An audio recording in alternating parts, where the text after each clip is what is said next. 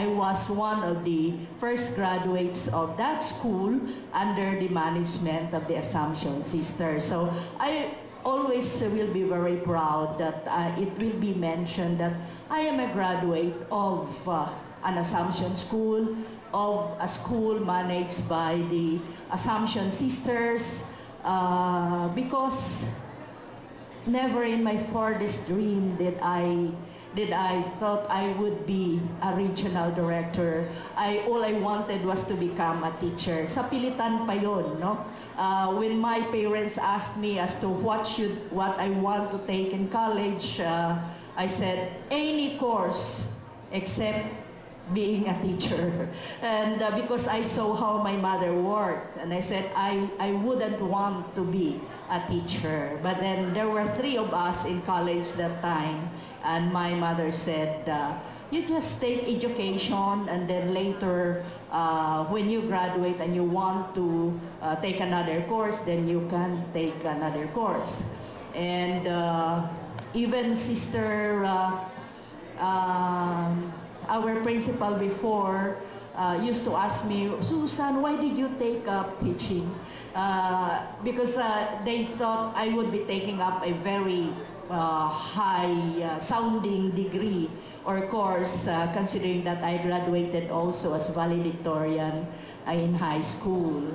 But then when I graduated, I thought all that I want now is to earn money. And so I decided to pursue my teaching profession.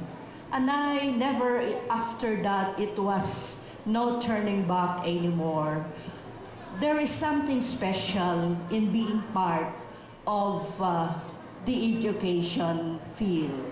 And there is something that you cannot see in any other kind of work, because we are nurturing children and we are given that special opportunity of being part of the growth of a child who is so dependent on those who are older than him for him to become a real human person.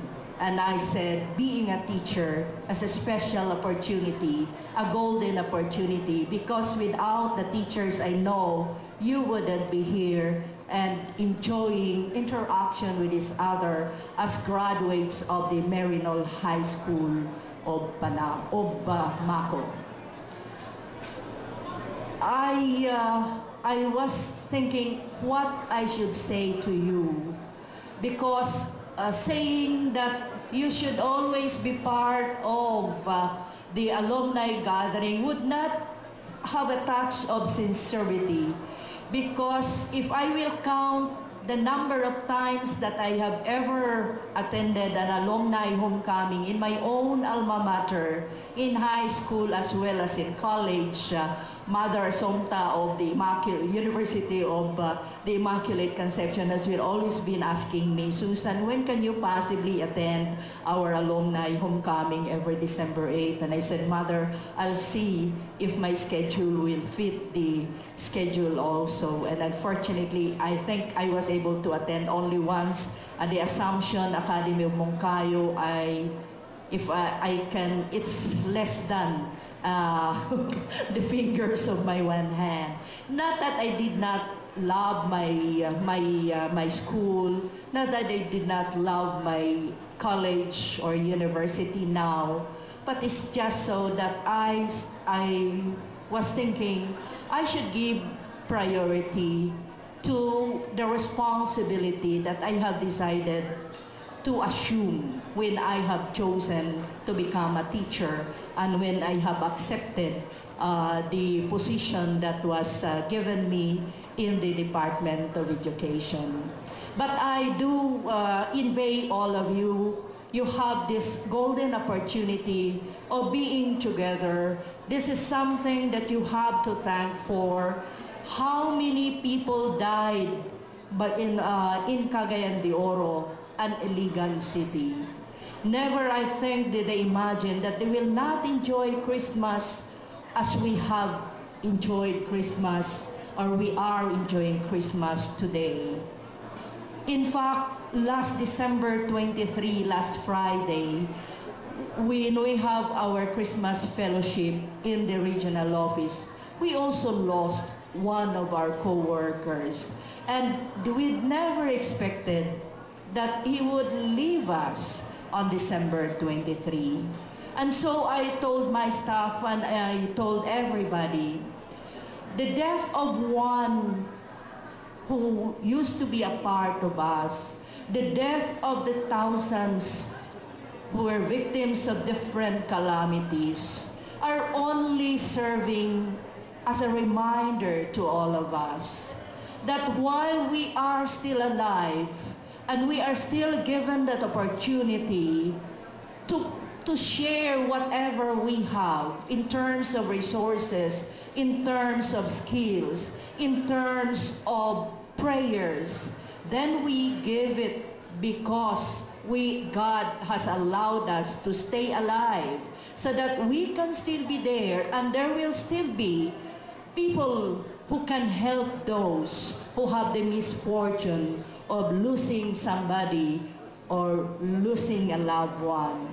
There is somebody who is going to console them, to help them, or even just to pray for them. And we are the ones chosen by God to stay alive and be the ones to support those who need our support and to care for those who need to be cared. If you are going to look at each other, I know you are grouped by batch, you will remember who among your classmates years before are not with you this afternoon. Maybe you'll try to recall those days when you were together in high school, how you enjoyed each other, the jokes that you have shared, the laughter that you have heard, the lessons that you have discussed together in the classrooms. And I know that you will feel nothing but nostalgia because you are missing somebody. And did we ever ask the question, why is he not here? Why is it that some of our classmates, some of those who we expect to be around are not here? For so many reasons, they are not here. But their absence this afternoon should not mean that we are just simply going to forget them. Look around and try to find out. Because for all you know, from among your classmates before, there is someone who needs your care. There is someone who needs your prayer. There's someone who needs your support. After all, that's the very reason why graduates of schools gather together and form an association so that in one way or another, we can find support and we can offer support. That is the essence of living, and that is the essence of being alive.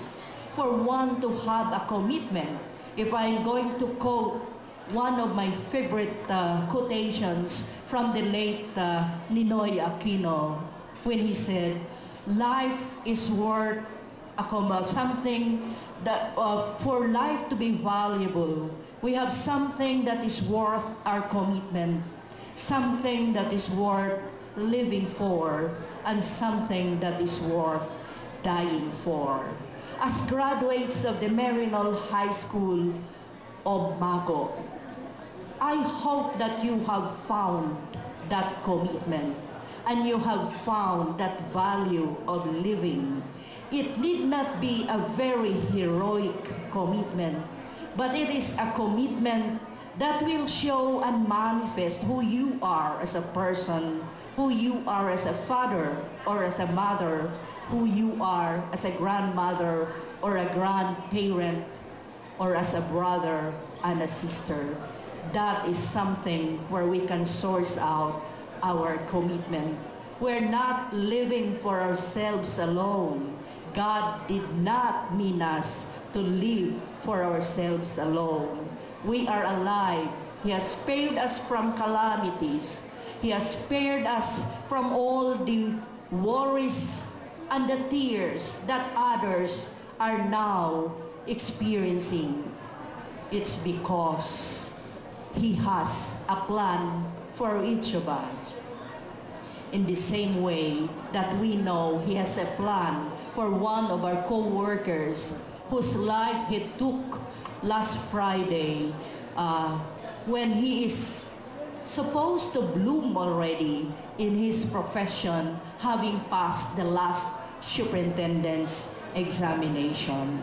There is always a reason, and I know you will always find that reason among ourselves.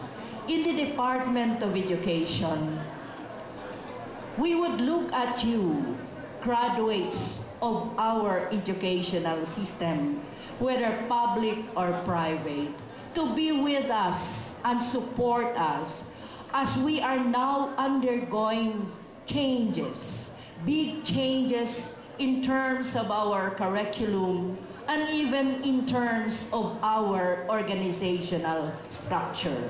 We are now working on two major changes in the Department of Education. We are working on the restructuring of our regional and division offices so that we can facilitate services that we need to deliver to our clients and to our stakeholders, and above all, to our children. And at the same time that we are working on changes that we would like to undertake in our organizational system in the Department of Education, we are